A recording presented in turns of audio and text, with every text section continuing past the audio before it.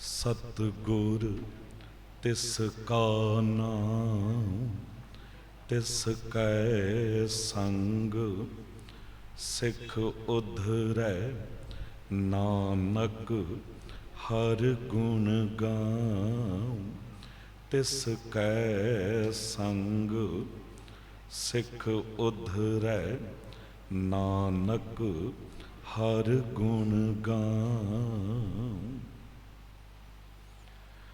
शब्दावतार बाणी दे बोहित जुगोह जुग अटल परम सन्मान योग परम सत्कार योग चवर छतर तख्त के मालिक साहिबे कबाल साहिबे बरकत साहिबे कमाल मुर्शदे कामल कामले रहबर रोशने चिराग नूरे नज़र पीरां दे पीर बाबियां दे बाबे जोगियां दे जोगी नाथां दे नाथ रहबरां दे रहबर गुरुआं दे गुरु शाह शहनशाह ज्ञान दे सागर समूची मनुखता दे सांझा आत्मक भंडार साहिब गुरु ग्रंथ साहिब जी दी पावन हजूरी विच जुड़ बैठ के साहिब गुरु ग्रंथ साहिब जी दा ही पहला प्रकाश गुरपुरब मना रही सन्मान योग साध संगत जीओ गुरु की बख्शी फतेह बुलाओ। वाहिगुरु जी का खालसा वाहिगुरु जी की फतेह। बहुत ही ज़्यादा सुंदर कीर्तन बच्चे कर रहे सन, विशेष करके ये छोटी छोटी बच्चियां बेटियां इतना सुर च गा रही सन, मैं हैरान होया। ते जो बच्चा तबला बजा रहा सी वो भी क्या बात, कमाल दी किरपा इन्हां बच्चों उत्ते। मैं बधाई देना चाहांगा सरदार स्वर्ण सिंह सेठी मुख सेवादार इन्हां दी सारी टीम नूं ते जो नाम बोले गए गुरनाम सिंह ते बीबी इंद्रजीत कौर, बधाई देना चाहांगा कि तुसी ऐसी मेहनत करवाई है इन्हां बच्चों नूं। बच्चों इधर ध्यान देना, ये कीर्तन बेटा केवल कीर्तन नहीं है। जेदे कोल कीर्तन आ जावे ओदे कोल गुरु दी वड्डी आसीस आ जाती है। तुसी कदी शब्द पढ़ो ना, पूता माता की आसीस निमक न बिसरो तुमको हर हर सदा भजो जगदीश। ओदी अगली लाइना ने सतगुर तुमको होए दयाला संत संग तेरी प्रीत कापड़ पत परमेश्वर राखी भोजन कीर्तन नीत। सतगुरु तुहाडे उत्ते दयालु होया पहला ते फिर तुहानू ये कीर्तन दी दात दिती। ये ऐसी दात तुहानू मिली है, ये है असल भोजन ते कपड़ा बन के तुहाडी पत वाहिगुरु हमेशा टकेगा। कापड़ पत परमेश्वर राखी भोजन कीर्तन नीत। एक दिन गुरनाम सिंह ते इंद्रजीत कौर बैठे ने, मैं गल सांझी करा सारी संगत नाल। अमृत वेले प्रकाश किया गुरु ग्रंथ साहब जी का, क्योंकि मैनू जो सत्कारयोग वीर जी स्टेज संभाल रहे सी, बस मन गदगद हो गया। जो बोल वो बोल रहे सन, एक एक बोल नपिया तो लिया तो उन्होंने कह भी दिता, डिठा मुकत ना होवे चचर शब्द ना करे विचार। तो अज का साडा सबजैक्ट भी यही होगा। जे तुसी बच्चों थोड़ी देर बैठ के सुनोगे तुसी हैरान हो जाओगे कि शब्द है कि। इस बच्चे तो फोन ले लो क्योंकि मेरा ध्यान भंग हो रहा है। थोड़ी देर रही प्लीज मेरा बच्चा। ते गुरु ग्रंथ साहब जी की हजूरी बैठा सा ते मैनू ख्याल आया कीर्तन का अर्थ की है, क्योंकि कथावाचक का सुभाव होंदा है। जिस तरह रामैया का अर्थ है राम प्लस मैया रामैया। भगत ने कहा मालक वाहिगुरू मैं तैनू नहीं वेखिया पर मैं अपनी मां नू वेखिया है ते मैनू इउं लग्या तू बिल्कुल मेरी मां वर्गा है। रामैया हो बारिक तेरा काहे न खंडस अवगुण मेरा। ते तू बिल्कुल मेरी मां वर्गा है, क्योंकि स्वत अपराध करत है जेते जन्नी चेतना राखस देते। ਬੱਚੇ ਵੱਡੇ ਤੋਂ ਵੱਡੇ ਕਈ ਵਾਰੀ ਗਲਤੀਆਂ ਕਰ ਜਾਂਦੇ ਨੇ, ਮਾਂ ਫਿਰ ਵੀ ਭੁੱਖਿਆ ਨਹੀਂ ਰਹਿਣ ਦਿੰਦੀ, ਕਹਿੰਦੀ ਕੀ ਹੋਇਆ, ਮੇਰਾ ਬੱਚਾ ਹੀ ਹੈ ਨਾ। ਤੇ ਕਹਿੰਦੇ ਤੂੰ ਵੀ ਬਿਲਕੁਲ ਇਹੋ ਜਿਹਾ। ਤੇ ਫਿਰ ਉਹਨੂੰ ਨਾਮ ਕੀ ਦਿੱਤਾ? ਰਾਮ, ਕਿਉਂਕਿ ਸ੍ਰਿਸ਼ਟੀ 'ਚ ਰਮਿਆ ਹੋਇਆ, ਉਹ ਹਰ ਜਗ੍ਹਾ ਮੌਜੂਦ ਹੈ। ਮਈਆ ਮਾਂ ਨੂੰ ਕਿਹਾ ਜਾਂਦਾ ਹੈ, ਰਾਮ ਪਲਸ ਮਈਆ ਰਾਮਈਆ। ਤੇ ਇਸੇ ਤਰ੍ਹਾਂ ਕੀਰਤਨ ਸ਼ਬਦ ਦੋ ਸ਼ਬਦਾਂ ਦਾ ਜੋੜ ਹੈ, ਕੀਰਤ ਪਲਸ ਅੰਨ। ਅੰਨ ਬੱਚਿਓ ਕਿਹਨੂੰ ਕਿਹਾ ਜਾਂਦਾ ਹੈ? ਜੋ ਆਪਾਂ ਰੋਟੀ ਖਾਂਦੇ ਆ, ਜਿਹਦੀ ਰੋਟੀ ਬਣਦੀ ਹੈ, ਕਣਕ, ਚੌਲ, ਚਣੇ, ਇਹ ਹੈ ਤਨ ਦੀ ਖੁਰਾਕ, ਇਹ ਤਨ ਦੀ ਖੁਰਾਕ ਹੈ। ਤੇ ਇਹ ਕੀਰਤ ਰੂਪੀ ਅੰਨ, ਕੀਰਤਨ, ਇਹ ਰੂਹ ਦੀ ਖੁਰਾਕ ਹੈ, ਇਹ ਰੂਹ ਦੀ ਖੁਰਾਕ ਹੈ। ਤੇ ਜੇ ਇਹ ਕੀਰਤਨ ਤੁਹਾਨੂੰ, ਇਹ ਰੂਹ ਦੀ ਖੁਰਾਕ, ਅੰਦਰ ਆਤਮਾ ਦੀ ਖੁਰਾਕ ਮਿਲ ਗਈ ਨਾ, ਤੇ ਤੁਸੀਂ ਅੰਦਰ ਇਤਨੇ ਬਲਵਾਨ ਹੋ ਜਾਓਗੇ ਕਿ ਕਦੀ ਵੀ ਤੁਹਾਨੂੰ ਕੋਈ ਡਰਾ ਨਹੀਂ ਸਕੇਗਾ। ਤਨ ਦੇ ਰੋਗ ਤੁਹਾਡੇ ਨੇੜੇ ਨਹੀਂ ਆ ਸਕਣਗੇ ਜੇ ਕਿਤੇ ਤੁਸੀਂ ਰੂਹ ਨੂੰ ਬਲਵਾਨ ਕਰ ਲਿਆ। ਸਾਡੀ ਆਮ ਤੌਰ ਤੇ ਹਾਲਤ ਕੀ ਹੈ? ਹੁਣ ਤੁਸੀਂ ਦੇਖੋ, ਪ੍ਰਬੰਧਕਾਂ ਨੇ ਇਸ਼ਤਿਹਾਰ ਛਪਵਾ ਦਿੱਤੇ, ਹੋਰਡਿੰਗ ਲਵਾ ਦਿੱਤੇ, ਸਾਰੇ ਇੰਤਜ਼ਾਮ ਕਰ ਦਿੱਤੇ ਨੇ, ਪਰ ਬਹੁਤੀ ਸੰਗਤ ਨੇ ਕਿਸ ਵੇਲੇ ਆਉਣਾ ਹੈ? ਉਹਨਾਂ ਨੇ ਪੁੱਛਣਾ ਲੰਗਰ ਕਿਸ ਵੇਲੇ ਹੋਵੇਗਾ, ਅਰਦਾਸ ਤੇ ਹੁਕਮਨਾਮਾ ਕਿਸ ਵੇਲੇ ਆਵੇਗਾ, ਲੰਗਰ ਕਿਸ ਵੇਲੇ ਹੋਵੇਗਾ, ਉਦੋਂ ਜਾਵਾਂਗੇ ਤੇ ਲੰਗਰ ਛਕਾਂਗੇ, ਫਿਰ ਥੈਲੀਆਂ ਭਰ ਭਰ ਕੇ ਲੈ ਵੀ ਜਾਵਾਂਗੇ ਘਰ ਨੂੰ। ਨਹੀਂ, ਤਨ ਦੀ ਖੁਰਾਕ ਤੇ ਬਹੁਤ। 10 ਰਜੌਰੀ ਗਾਰਡਨ ਰਹਿੰਦਾ ਹੈ, ਮੈਂ ਹੈਰਾਨ ਹੁੰਨਾ, ਉਹਨੇ ਛੋਟੇ ਜਿਹੇ ਇਲਾਕੇ ਦੇ ਵਿੱਚ 200 ਤੋਂ ਵੱਧ ਰੈਸਟੋਰੈਂਟ ਨੇ, ਵੀ ਇੰਨਾ ਬੰਦਾ ਖਾ ਰਿਹਾ, ਤਨ ਨੂੰ ਇਤਨਾ ਖਵਾ ਰਿਹਾ ਕਿ ਤਨ ਰੋਗੀ ਹੋ ਗਿਆ ਹੈ, ਤੇ ਆਤਮਾ ਨੂੰ ਇਤਨਾ ਭੁੱਖਿਆ ਮਾਰਿਆ ਤੇ ਬਿਲਕੁਲ ਕਮਜ਼ੋਰ ਹੋ ਗਈ ਹੈ। ਦੇਖੋ, ਗੁਰਦੁਆਰਿਆਂ ਦੇ ਚ ਲੰਗਰ ਦਾ ਇੰਤਜ਼ਾਮ ਤਾਂ ਕੀਤਾ ਗਿਆ ਸੀ ਕਿ ਮਾਤਾਵਾਂ ਭੈਣਾਂ ਬੇਫਿਕਰ ਹੋ ਕੇ ਗੁਰਦੁਆਰੇ ਬੈਠ ਕੇ ਕੀਰਤਨ ਸੁਣ ਸਕਣ, ਕਿਉਂਕਿ ਉਹਨਾਂ ਨੂੰ ਇਹ ਫਿਕਰ ਨਾ ਰਹਿ ਜਾਵੇ ਘਰ ਫੇਲ ਜਾ ਕੇ ਲੰਗਰ ਰੋਟੀ ਬਣਾਉਣੀ ਪਏਗੀ। ਨਹੀਂ, ਤੁਹਾਨੂੰ ਲੰਗਰ ਇੱਥੇ ਹੀ ਮਿਲੇਗਾ, ਪਰ ਪਹਿਲਾਂ ਤੁਸੀਂ ਰੂਹ ਦੀ ਖੁਰਾਕ, ਜੋ ਇਸ ਵੇਲੇ ਬੱਚੇ ਛਕਾ ਰਹੇ ਸਨ ਸਾਨੂੰ, ਸ਼ਬਦ ਅਖੁਟ ਬਾਬਾ ਨਾਨਕਾ, ਖਾਏ ਖਰਚ ਧਨ ਮਾਲ, ਖਾਵੇਂ ਖਰਚਾ ਰਲ ਮਿਲ ਭਾਈ, ਤੋਟ ਨਾ ਆਵੈ ਵਧ ਦੋ ਜਾਈ, ਤ੍ਰਿਪਤ ਭਈ ਸਚ ਭੋਜਨ ਖਾਇਆ, ਮਨ ਤਨ ਰਸਨਾ ਨਾਮ ਤੇ ਆਇਆ।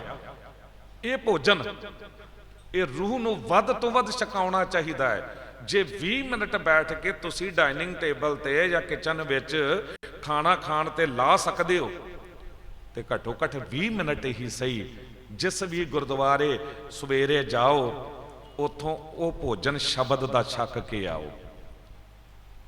ਸ਼ਾਮ ਨੂੰ ਚਲੇ ਜਾਓ, ਉਹ ਛਕ ਕੇ ਆਓ। ਤੁਹਾਡੀ ਆਤਮਾ ਇਤਨੀ ਬਲਵਾਨ ਹੋ ਜਾਵੇਗੀ ਕਿ ਤੁਹਾਨੂੰ ਕੋਈ ਝੂਠ ਡਰਾ ਨਹੀਂ ਸਕੇਗਾ, ਤੁਹਾਨੂੰ ਕੋਈ ਡਿਗਾ ਨਹੀਂ ਸਕੇਗਾ। ਤੁਹਾਨੂੰ ਯਕੀਨ ਆ ਜਾਵੇਗਾ, ਜਿਸ ਦਾ ਸਾਹਿਬ ਡਾਢਾ ਹੋਏ ਤਿਸਨੋਂ ਮਾਰਨਾ ਸਾਕੈ ਕੋਏ। ਮੈਂ ਗੱਲ ਕਹਿ ਕੇ ਆਪਣੇ ਸਬਜੈਕਟ ਬੁਲਾਵਾਂ, ਤੇ ਇਹਨਾਂ ਨੂੰ ਜਿਸ ਤਰ੍ਹਾਂ ਸਟੇਜ ਸਕੱਤਰ ਸਾਹਿਬ ਨੇ ਐਪਰੀਸ਼ੀਏਟ ਕੀਤਾ ਹੈ, ਇੰਦਰਜੀਤ ਸਿੰਘ ਕੌਰ ਤੇ ਗੁਰਨਾਮ ਸਿੰਘ। ਕਦੀ ਜੇ ਤੁਸੀਂ ਸੀਸਗੰਜ ਸਾਹਿਬ ਆਏ ਪੌਣੇ 9 ਵਜੇ ਦੇ ਕਰੀਬ, ਤੇ 20-22 ਲੱਖ ਸੰਗਤ PTC ਸਿਮਰਨ ਤੇ ਲਾਈਵ ਦੇਖ ਰਹੀ ਹੁੰਦੀ ਹੈ, ਤੇ ਉੱਥੇ ਤੁਹਾਡਾ ਇੰਟਰੋਡਕਸ਼ਨ ਦੇ ਕੇ ਤੇ ਤੁਹਾਨੂੰ ਗੁਰੂ ਦੀ ਬਖਸ਼ਿਸ਼ ਸਰੂਪਾਵ ਦੇਵਾਂਗੇ। ਤੇ ਜਿੱਥੇ ਜਿੱਥੇ ਹੋਰ ਲੋਕ ਸੁਣਨਗੇ ਕਿ ਵੀ ਪੁਸ਼ਪਾਂਜਲੀ ਦੇ ਇਸ ਗੁਰਦੁਆਰੇ ਬੱਚੇ ਇਉਂ ਕੀਰਤਨ ਕਰਦੇ ਨੇ, ਉਹਨਾਂ ਦੇ ਅੰਦਰ ਵੀ ਇੱਕ ਜਜ਼ਬਾ ਜਾਗੇਗਾ।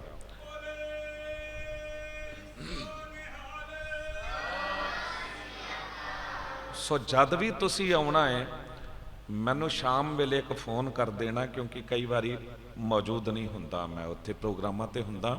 ਸਤਿਕਾਰਯੋਗ ਵੀਰ ਜੀ ਨੇ ਤੁਹਾਨੂੰ ਦੱਸਿਆ, ਤੇ ਮੈਂ ਗੱਲ ਥੋੜਾ ਨਿਮਰਤਾ ਚ ਕਰਦੇ ਹਾਂ ਕਿ ਇਹਨਾਂ ਨੇ ਦੱਸਿਆ ਛੋਟੇ ਛੋਟੇ ਪਿੰਡਾਂ ਦੇ ਚ ਜਾ ਕੇ ਅਸੀਂ ਪ੍ਰਚਾਰ ਕਰਦੇ ਹਾਂ। ਉਹ ਮਨ ਚ ਕਿਉਂ ਖਿਆਲ ਆਇਆ?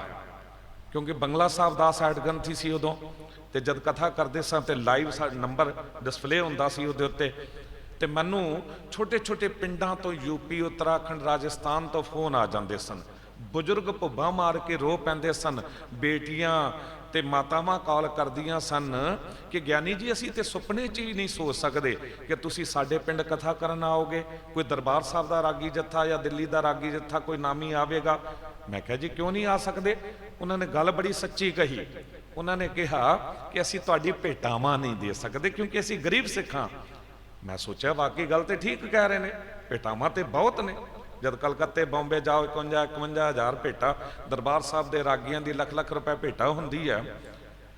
पर अगली गल जो उन्होंने कही ना, वो मेरे दिल नूं बहुत छू गई, खिच पा दी। उन्होंने कहा कि साडे इलाके ते 25-25 30-30 साल बीत गए ने, कोई कीर्तन दरबार गुरमत समागम होया ही नहीं है। असी आप ही सवेरे प्रकाश करते हैं तो शामी सुखासन कर दिंदे हैं। उदों फिर अज तो कोई 16 साल पहला अंदर एक जज्बा जागया कि भी एडे वड्डे स्थान ते गुरु ने बिठाया है, एज ए हैडगन थी ते दाल रोटी तो चंगी चल रही है। तो मैं सोच लिया, क्योंकि रागी जत्थे जड़े ने दरबार साहब दे या होर भेटावां बारे साडे नाल ज़्यादा जिद नहीं करते हैं, पर वो कहते सानू कन्वेंस ठीक चाहिए है। तो मेरे को इनोवा गड्डी फिर मैं इंतजाम की ते अपने दसवंध विचों हुण तक भी उन्हां रागी जत्थियां नूं लै जांदे आ, भेटावां भी अपने वल्लों दिंदे आ। पर तुसी किसे इलाके च एक पिंड च जे तुसी कीर्तन दरबार गुरमत समागम करवा रहे हो ते नेड़े तेड़े दे 25-30 पिंडां दे या छोटे शहरां दे लोग उत्थे आ जांदे ने, उत्थे आ जांदे ने। उन्हां लई ते दरबार साहब दे रागी जिस तरह स्टार ने, वो जो एक वारी सुन लैंदे ने ना ते पूरा साल वो गुरमत तो टुट नहीं सकते। यही कारण ये 20-25 सालां दे विच तुसीं एक भी उदाहरण नहीं लभ सकते। उत्तराखंड मेरा इलाका जिहड़ा है, Kashipur, Rudrapur, Ramnagar, Jim Corbett national park वाला, हल्द्वानी तक भी तुसी एक उदाहरण नहीं लभ सकते कि कोई सिख या कोई पंजाबी भरा कन्वर्ट होया है। पंजाब देखो की हालात ने, कोई कन्वर्ट होया अपने धर्म नूं छड्ड के नहीं। क्यों? क्योंकि उस इलाके दे विच असीं लगातार गुरमत समागम करवाते रहंदे हैं। ते बच्चों याद रखियो, जो कीर्तन तुसी कर रहे हो ते जिन्हां ने तुहानूं सिखाया है, जैसे सत मंदर कंचन कैसार दीने तैसा पुन सिख को एक शब्द सिखाएगा। जिस तरह 100 सोने दे मकान बना के कोई दान कर दिंदा ना, उतना पुन उसनूं मिलता है जो एक शब्द की सिक्ख्या एजुकेशन किसी के हिरदे च वसाउण दा कारण बनता है। ज्यों ज्यों तुसी गाओगे त्यों त्यों तुहानूं शब्द की समझ पैंदी जाएगी। इनू अगे तो अगे वंडिया करो। दास नूं ना मंग आई, मैं एक दो जगह बोल दिता, बंगला साहब ते दरबार साहब ते इत्थे सीसगंज साहब लाइव विच, कि भी अपने अपने बच्चों नूं ना रोज़ मावां जतन करो, सोढ़ी चमत्कार लै लो या जन्म साखी लै लो, कोई इतिहास की किताब लै लो, तो 2 ਤੋਂ 3 मिनट लगते हैं एक साखी पढ़न विच, ते एक शब्द दे अर्थ पढ़ लो 3-4 मिनट वो 10 मिनट रोज़ बच्चों नूं ला के या 8 मिनट ला के एक साखी ते एक सिक्ख्या तुसी अपनी बच्ची नूं या बच्चे नूं रोज़ सुना दिओ। ते मैं गुरु उत्ते यकीन करके दावे नाल कहंदा, तुहाडा बच्चा या बच्ची कदी भी माड़े पासे नहीं जाणगे। वो तुहाडा सत्कार करनगे, तुहाडा नाम दुनिया च प्रगट करनगे, ते तुहानूं फिक्र नहीं रह जावेगी कि मेरे बच्चे नूं कोई माड़े पासे ला देगा। पर अजकल तां होम डिलीवरी का जमाना है, बनया बनाया सब कुछ मिल जाए। अजकल तां भैणां खाना भी बाहरों जल्दी मंगवा लेना चाहिए है जी। तो वो मैनू कुछ बजुर्गों के फोन आ गए, उन्होंने सच्ची गल भी कह दी तो 1-2 भैणां ने भी कह दिता, कहते ज्ञानी जी वो तां घर दे झमेले होर गल्लां इन्ना उलझियां हुई ने, उन्होंने कित्थे साखी पढ़ के सुनाउणी है, उन्होंने कित्थे जाके खोलनी सोढ़ी चमत्कार या जन्म साखी। तो मैं क्या जी फिर वो कहते जी तुसी ही कर दिया करो, भी तुसी इउं करो 8-10 मिनट एक सिक्ख्या ते साखी सीसगंज साहब तो सुना दिया करो, ते वो फिर अगे तो अगे तुसी यूट्यूब ते पा दिओ। ते माँ बाप जिहड़े ने भैणां वो जद बच्चे आणगे स्कूल तो लंच कर रहे होणगे, फोन ते सारियां कोल है ते कढ़िया ते सुना दिता। तो मैं कहा जी चलो संगत की सेवा ये भी ठीक है। तो 1-2 नौजवानों ने फिर हुणे चैनल भी बना दिता। हुण तुसी हैरान होओगे कि साखी ते सिक्ख्या मतलब ये पिछले महीने ही शुरू किया है। ਤੇ ਕਈ ਹਜ਼ਾਰ ਆਰਸ ਕਿੰਨੇ ਘੰਟੇ ਦੁਨੀਆ ਸੁਣ ਚੁੱਕੀ ਹੈ ਲਗਾਤਾਰ, ਤੇ ਇੰਨਾ ਐਪਰੀਸ਼ੀਏਟ ਕਰ ਰਹੇ ਨੇ। ਇੰਗਲੈਂਡ ਤੱਕ ਤੋਂ, ਦੁਬਈ ਤੋਂ ਫੋਨ ਆ ਰਹੇ ਨੇ ਕਿ ਭਾਈ ਸਾਹਿਬ ਸਾਨੂੰ ਤਾਂ 8-10 ਮਿੰਟ ਨਾ ਕੱਢਣੇ ਕੋਈ ਮੁਸ਼ਕਲ ਨਹੀਂ ਹਨ। ਤੇ ਮੈਂ ਬੇਨਤੀ ਕਰਦੇ ਹਾਂ ਕਿ YouTube ਚੈਨਲ ਤੇ ਤੁਸੀਂ ਸਿਰਫ ਸਾਖੀ ਤੇ ਸਿੱਖਿਆ ਲਿਖੋ, ਭਾਵੇਂ ਉਹ ਲਿਖੋ ਗੁਰਮੁਖੀ 'ਚ, ਭਾਵੇਂ ਲਿਖੋ ਹਿੰਦੀ ਵਿੱਚ, ਭਾਵੇਂ ਲਿਖੋ ਅੰਗਰੇਜ਼ੀ ਇੰਗਲਿਸ਼ ਵਿੱਚ ਲਿਖੋ, ਸਾਖੀ ਤੇ TE ਤੇ ਸਿੱਖਿਆ ਉੱਪਰ ਆ ਜਾਵੇਗੀ ਇੱਕਦਮ ਰੋਜ਼ ਦੀ 10:30 ਵਜੇ, 10 ਵਜੇ ਤੋਂ ਬਾਅਦ ਉਹ ਉੱਪਰ ਆ ਜਾਂਦੀ ਹੈ। ਵੱਧ ਤੋਂ ਵੱਧ ਲੋਕਾਂ ਤੱਕ ਪਹੁੰਚਾਓ, ਅੱਗੇ ਤੋਂ ਅੱਗੇ ਸ਼ੇਅਰ ਕਰੋ, ਬੱਚਿਆਂ ਨੂੰ ਸੁਣਾਓ। ਤੁਸੀਂ ਦੇਖੋ ਬੱਚਿਆਂ ਦੇ ਕਿਸ ਤਰ੍ਹਾਂ ਜੀਵਨ ਬਦਲਦੇ ਨੇ। ਮੈਂ ਹੁਣੇ ਆਇਆ ਤੇ ਮੈਨੂੰ 2 ਨੌਜਵਾਨਾਂ ਨੇ ਇੱਥੇ ਹੀ ਫੜ ਕੇ ਕਹਿ ਦਿੱਤਾ, ਭਾਈ ਸਾਹਿਬ ਉਹ ਜੋ ਚੀਜ਼ ਤੁਸੀਂ ਸ਼ੁਰੂ ਕੀਤਾ ਪ੍ਰਕਰਣ ਉਹ ਬਹੁਤ ਕਮਾਲ ਦਾ, ਤੁਹਾਡੇ ਇੱਥੇ ਦੀ ਸੰਗਤ ਕਹਿ ਰਹੀ ਹੈ। ਮੈਨੂੰ ਭੈਣ ਜੀ ਆ ਕੇ ਕਹਿਣ ਲੱਗੇ ਕਿ ਬੱਚਾ ਮੇਰਾ ਰੋਜ਼ ਹੀ ਸੁਣ ਰਿਹਾ ਹੈ। ਸੋ ਗੁਰੂ ਕਿਰਪਾ ਕਰੇ। ਹੁਣ ਬੱਚਿਓ ਇਹ ਜੇ 15-20 ਮਿੰਟ ਤੁਸੀਂ ਧਿਆਨ ਨਾਲ ਸੁਣ ਲਓਗੇ ਨਾ ਤੇ ਗੁਰੂ ਗ੍ਰੰਥ ਸਾਹਿਬ ਜੀ ਬਾਰੇ ਤੁਹਾਨੂੰ ਬਹੁਤ ਕੁਝ ਸਾਇੰਸ ਦੇ ਪੱਖ ਤੋਂ, ਵਿਗਿਆਨਿਕ ਪੱਖ ਤੋਂ ਤੁਹਾਨੂੰ ਬਹੁਤ ਕੁਝ ਪਤਾ ਲੱਗੇਗਾ। ਆਓ ਆਪਾਂ ਹੁਣ ਸਬਜੈਕਟ ਸ਼ੁਰੂ ਕਰਦੇ ਹਾਂ। ਵੈਸੇ ਪਹਿਲਾ ਪ੍ਰਕਾਸ਼ ਬਾਰੇ ਗੁਰੂ ਵੀਰ ਜੀ ਨੇ ਦੱਸ ਹੀ ਦਿੱਤਾ ਹੈ। ਆਮ ਤੌਰ ਤੇ ਸਵਾਲ ਹੁੰਦਾ ਹੈ ਬਈ ਹਰ ਗੁਰਪੁਰਬ ਨੂੰ ਪ੍ਰਕਾਸ਼ ਗੁਰਪੁਰਬ ਕਿਹਾ ਜਾਂਦਾ ਹੈ, ਇਹਨੂੰ ਪਹਿਲਾ ਪ੍ਰਕਾਸ਼ ਗੁਰਪੁਰਬ ਕਿਉਂ ਕਿਹਾ ਜਾਂਦਾ ਹੈ? ਸਵਾਲ ਤੇ ਖੜਾ ਹੁੰਦਾ, ਪਰ ਕਿਉਂ ਨਹੀਂ ਸਾਨੂੰ ਪਤਾ ਲੱਗ ਰਿਹਾ? ਸਦੀਆਂ ਤੋਂ ਮਨਾਇਆ ਜਾ ਰਿਹਾ ਹੈ, ਦਸ਼ਕਾਂ ਤੋਂ ਮਨਾਇਆ ਜਾ ਰਿਹਾ ਹੈ, ਹਾਲੇ ਤੱਕ ਵੀ ਸਾਨੂੰ ਪੁੱਛਣ ਦੀ ਲੋੜ ਕਿਉਂ ਪੈਂਦੀ ਹੈ ਕਿ ਪਹਿਲਾ ਪ੍ਰਕਾਸ਼ ਗੁਰਪੁਰਬ? ਪਹਿਲਾ ਪ੍ਰਕਾਸ਼ ਗੁਰਪੁਰਬ ਇਸ ਕਰਕੇ ਕਹਿੰਦੇ ਨੇ ਕਿ ਗੁਰੂ ਗ੍ਰੰਥ ਸਾਹਿਬ ਜੀ ਦੀ ਸੰਪਾਦਨਾ ਤੋਂ ਬਾਅਦ ਪਹਿਲੀ ਵਾਰੀ ਇਸ ਪ੍ਰਕਾਸ਼ ਗੁਰਪੁਰਬ ਵਾਲੇ ਦਿਨ ਦਰਬਾਰ ਸਾਹਿਬ ਵਿਖੇ ਗੁਰੂ ਗ੍ਰੰਥ ਸਾਹਿਬ ਜੀ ਦਾ ਪ੍ਰਕਾਸ਼ ਕੀਤਾ ਗਿਆ। ਗੁਰੂ ਅਰਜਨ ਦੇਵ ਸਾਹਿਬ ਜੀ ਨੇ ਪ੍ਰਕਾਸ਼ ਕੀਤਾ ਤੇ ਇਹਨੂੰ ਹੁਣ ਪਹਿਲਾ ਪ੍ਰਕਾਸ਼ ਗੁਰਪੁਰਬ ਦੇ ਰੂਪ ਵਿੱਚ ਮਨਾਇਆ ਜਾਂਦਾ। ਪਰ ਕਈਆਂ ਨੂੰ ਭੁਲੇਖਾ ਵੀ ਪੈ ਜਾਂਦਾ। ਪੰਥ ਦੀ ਅਜੀਮ ਸ਼ਖਸੀਅਤ ਤੇ ਦੇਸ਼ ਦੀ ਬਹੁਤ ਵੱਡੀ ਹਸਤੀ ਸਤਿਕਾਰਯੋਗ ਸਰਦਾਰ ਮਨਮੋਹਨ ਸਿੰਘ ਪ੍ਰਧਾਨ ਮੰਤਰੀ ਜੋ ਸਾਬਕਾ, ਉਹਨਾਂ ਨੇ ਵੀ ਇੱਕ ਵਾਰੀ ਕਹਿ ਦਿੱਤਾ ਸੀ ਜਦ ਪਹਿਲਾ ਪ੍ਰਕਾਸ਼ ਗੁਰਪੁਰਬ ਮਨਾਇਆ ਜਾ ਰਿਹਾ ਸੀ ਵੱਡੇ ਪੱਧਰ ਤੇ 400 ਸਾਲਾਂ ਤੇ, ਉਦੋਂ ਉਹਨਾਂ ਨੇ ਵੀ ਕਹਿ ਦਿੱਤਾ ਸੀ ਕਿ ਭਈ ਇਹ ਜਿਹੜਾ ਪਹਿਲਾ ਪ੍ਰਕਾਸ਼ ਹੈ ਨਾ ਇਹ ਗੁਰੂ ਗ੍ਰੰਥ ਸਾਹਿਬ ਜੀ ਦਾ ਨਹੀਂ ਹੈ, ਇਹ ਪੋਥੀ ਸਾਹਿਬ ਦਾ ਜਾਂ ਆਦਿ ਗ੍ਰੰਥ ਦਾ ਹੈ। ਉਹਨਾਂ ਦਾ ਆਪਣਾ ਪੱਖ ਜਾਂ ਸੋਚਣ ਦਾ ਨਜ਼ਰੀਆ ਠੀਕ ਸੀਗਾ, ਕਿਉਂਕਿ ਇੱਕ ਪੱਖ ਵੇਖ ਰਹੇ ਸਨ, ਉਹ ਕਹਿ ਠੀਕ ਰਹੇ ਸਨ। ਉਹ ਕਹਿ ਰਹੇ ਸਨ ਕਿ ਗੁਰੂ ਗ੍ਰੰਥ ਸਾਹਿਬ ਜੀ ਨੂੰ ਗੁਰਗੱਦੀ ਤਾਂ ਹਜੂਰ ਸਾਹਿਬ ਜਦ ਗੁਰੂ ਗੋਬਿੰਦ ਸਿੰਘ ਸਾਹਿਬ ਸਤਿਗੁਰੂ ਜੀ ਜੋਤੀ ਜੋਤ ਸਮਾਏ ਨੇ ਤੇ ਉਹਨਾਂ ਨੇ ਦਿੱਤੀ ਸੀ। ਤੇ ਇਹ ਜਿਹੜਾ ਪਹਿਲਾ ਪ੍ਰਕਾਸ਼ ਗੁਰਪੁਰਬ ਤੇ ਗੁਰੂ ਅਰਜਨ ਦੇਵ ਸਾਹਿਬ ਜੀ ਦੇ ਵੇਲੇ ਹੋਇਆ ਤੇ ਉਦੋਂ ਤੇ ਗੁਰੂ ਗ੍ਰੰਥ ਸਾਹਿਬ ਜੀ ਨੂੰ ਗੁਰਗੱਦੀ ਮਿਲੀ ਨਹੀਂ ਸੀ, ਇਸ ਕਰਕੇ ਉਦੋਂ ਉਹਨੂੰ ਆਦਿ ਗ੍ਰੰਥ ਕਿਹਾ ਜਾਂਦਾ ਸੀ ਜਾਂ ਪੋਥੀ ਸਾਹਿਬ, ਤੇ ਫਿਰ ਇਹ ਪਹਿਲਾ ਪ੍ਰਕਾਸ਼ ਪੋਥੀ ਸਾਹਿਬ ਦਾ ਜਾਂ ਆਦਿ ਗ੍ਰੰਥ ਦਾ। ਪਰ ਨਹੀਂ, ਉਹ ਦੂਜਾ ਪੱਖ ਵਿਚਾਰਨਾ ਭੁੱਲ ਗਏ। ਗੁਰੂ ਗ੍ਰੰਥ ਸਾਹਿਬ ਜੀ ਆਰੰਭ ਤੋਂ ਗੁਰੂ ਨੇ। ਕਿਸ ਤਰ੍ਹਾਂ? ਗੁਰੂ ਨਾਨਕ ਦੇਵ ਸਾਹਿਬ ਜੀ ਤੋਂ ਪੁੱਛਿਆ ਗਿਆ ਨਾ, ਤੇਰਾ ਕੌਣ ਗੁਰੂ ਜਿਸ ਕਾ ਤੂੰ ਚੇਲਾ? ਤੇ ਗੁਰੂ ਨਾਨਕ ਦੇਵ ਸਾਹਿਬ ਜੀ ਨੇ ਕੀ ਕਿਹਾ? ਸ਼ਬਦ ਗੁਰੂ ਸੁਰਤ ਤੁਨ ਚੇਲਾ। ਇਹ ਹੈ ਅੱਜ ਦਾ ਸਬਜੈਕਟ। ਆਓ ਇਸ ਨੂੰ ਸ਼ੁਰੂ ਕਰੀਏ। ਸਤਿਗੁਰ ਨੂੰ ਸਭ ਕੋ ਵੇਖਦਾ ਜੀਤਾ ਜਗਤ ਸੰਸਾਰ, ਡਿੱਠਾ ਮੁਕਤ ਨਾ ਹੋਵੇ ਜਿਚਰ ਸ਼ਬਦ ਨਾ ਕਰੇ ਵਿਚਾਰ। ਹੁਣ ਸਤਿਗੁਰੂ ਜੀ ਕਹਿ ਰਹੇ ਨੇ ਸਤਿਗੁਰੂ ਗੁਰੂ ਨੂੰ ਸਾਰਾ ਸੰਸਾਰ ਆ ਕੇ ਵੇਖ ਸਕਦਾ ਹੈ। ਇੱਥੇ ਕਿਸੇ ਨੂੰ ਰੋਕਿਆ ਥੋੜਾ। ਇੱਥੇ ਤਾਂ ਦਰਬਾਰ ਸਾਹਿਬ ਦੇ 4 ਦਰਵਾਜ਼ੇ ਵੀ ਇਸੇ ਗੱਲ ਦੇ ਲਖਾਇਕ ਨੇ ਕਿ ਹਰ ਵਰਣ ਦਾ ਬੰਦਾ ਹਰ ਪਾਸੇ ਤੋਂ ਗੁਰਦੁਆਰੇ ਆ ਸਕਦਾ ਹੈ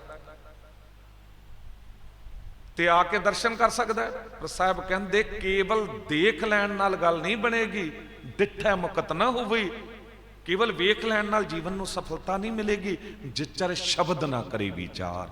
ਜਦ ਤੱਕ ਸ਼ਬਦ ਦੀ ਵਿਚਾਰ ਤੇਰੇ ਪੱਲੇ ਨਹੀਂ ਪੈਂਦੀ। ਤੇ ਇੱਕ ਸਵਾਲ ਖੜਾ ਹੋ ਜਾਂਦਾ ਵੀ ਸ਼ਬਦ ਹੈ ਕੀ? ਸ਼ਬਦ ਹੈ ਕੀ?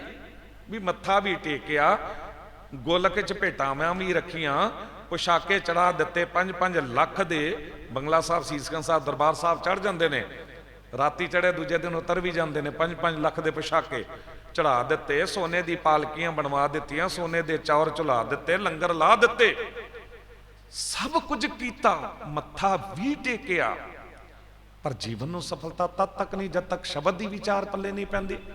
ਤੇ ਸਵਾਲ ਤੇ ਖੜਾ ਹੁੰਦਾ ਵੀ ਸ਼ਬਦ ਹੈ ਕੀ, ਸ਼ਬਦ ਹੈ ਕੀ। ਤੇ ਜਦ ਪੁੱਛਿਆ ਨਾ ਗੁਰੂ ਨਾਨਕ ਦੇਵ ਸਾਹਿਬ ਜੀ ਤੋਂ, ਤੇਰਾ ਕੌਣ ਗੁਰੂ ਜਿਸ ਕਾ ਤੂੰ ਚੇਲਾ, ਤੇ ਸਤਿਗੁਰੂ ਨੇ ਜਵਾਬ ਦਿੱਤਾ, ਸ਼ਬਦ ਗੁਰੂ ਸੁਰਤ ਤੁਨ ਚੇਲਾ। ਤੇ ਸਾਬਤ ਕੀ ਹੋਇਆ? ਸਾਡੇ ਗੁਰੂ ਦਾ ਗੁਰੂ ਸ਼ਬਦ ਹੈ। ਸਾਡੇ ਗੁਰੂ ਕੌਣ, ਕਿੱਥੋਂ ਸਿੱਖੀ ਆਰੰਭ ਹੋਈ? ਗੁਰੂ ਨਾਨਕ ਦੇਵ ਸਾਹਿਬ ਜੀ ਤੋਂ। ਤੇ ਗੁਰੂ ਨਾਨਕ ਦੇਵ ਸਾਹਿਬ ਜੀ ਜੇ ਆਪਣਾ ਗੁਰੂ ਸ਼ਬਦ ਨੂੰ ਕਹਿ ਰਹੇ ਨੇ, ਤੇ ਫਿਰ ਇਸ ਦਾ ਮਤਲਬ ਸਾਡੇ ਗੁਰੂ ਦਾ ਗੁਰੂ ਸ਼ਬਦ ਹੈ। ਤੇ ਅੱਜ ਸਾਡਾ ਗੁਰੂ ਵੀ ਸ਼ਬਦ ਹੈ। ਸਭ ਸਿੱਖਣ ਕੋ ਹੁਕਮ ਹੈ, ਗੁਰੂ ਮਾਨਿਓ ਗ੍ਰੰਥ। ਤੇ ਫਿਰ ਸਾਬਿਤ ਕੀ ਹੋਇਆ? ਸ਼ਬਦ ਸਾਡੇ ਗੁਰੂ ਦਾ ਗੁਰੂ, ਸ਼ਬਦ ਸਾਡਾ ਗੁਰੂ। ਤੇ ਇੱਥੇ ਹੀ ਬਸ ਨਹੀਂ, ਸ਼ਬਦ ਆਪ ਵਾਹਿਗੁਰੂ।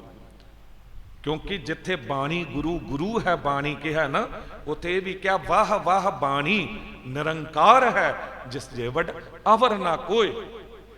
ਬਾਣੀ ਆਪਣੇ ਆਪ ਵਿੱਚ ਆਪ ਨਿਰੰਕਾਰ ਹੈ। ਕਿਉਂ ਨਿਰੰਕਾਰ ਹੈ? ਕਿਉਂਕਿ ਵਾਹਿਗੁਰੂ ਨਿਰੰਕਾਰ ਆਪ ਬੋਲਿਆ ਹੈ। ਜਿਨ੍ਹਾਂ ਨੇ ਬਾਣੀ ਉਚਾਰਨ ਕੀਤੀ ਉਹਨਾਂ ਨੇ ਕਹਿ ਦਿੱਤਾ, ਹੋਂ ਆਪਹੁ ਬੋਲ ਨਾ ਜਾਣਦਾ, ਮੈਂ ਕਹਿਆ ਸਭ ਹੁਕਮਾਓ ਜੀਓ। ਗੁਰੂ ਨਾਨਕ ਦੇਵ ਸਾਹਿਬ ਜੀ ਕਹਿੰਦੇ, ਜੈਸੀ ਮੈਂ ਆਵੈ ਖਸਮ ਕੀ ਬਾਣੀ, ਤੈਸਰਾ ਕਰੀ ਗਿਆਨ ਵੇ ਲਾਲੋ। ਭਾਈ ਲਾਲੋ, ਮੈਂ ਨਹੀਂ ਬੋਲ ਰਿਹਾ, ਇਹ ਜੋ ਮਾਲਕ ਵਾਹਿਗੁਰੂ ਬੁਲਵਾ ਰਿਹਾ ਉਹ ਮੈਂ ਬੋਲ ਰਿਹਾ। ਸਤਿਗੁਰ ਕੀ ਬਾਣੀ ਸਤ ਸਤ ਕਰ ਜਾਣੋ, ਗੁਰ ਸਿੱਖੋ ਹਰ ਕਰਤਾ ਆਪ ਮੂੰਹ ਕਢਾਏ। ਗੁਰੂ ਰਾਮਦਾਸ ਸਾਹਿਬ ਜੀ ਕਹਿੰਦੇ, ਇਹ ਤੇ ਆਪ ਵਾਹਿਗੁਰੂ ਮੂੰਹ ਤੋਂ ਕਢਵਾ ਰਿਹਾ, ਮੈਂ ਥੋੜਾ ਬੋਲ ਰਿਹਾ। ਤੇ ਜੇ ਵਾਹਿਗੁਰੂ ਬੋਲੇਗਾ ਤੇ ਉਹ ਸੱਚ ਹੀ ਬੋਲੇਗਾ। ਤੇ ਫਿਰ ਗੱਲ ਕੀ ਸਾਬਤ ਹੋਈ?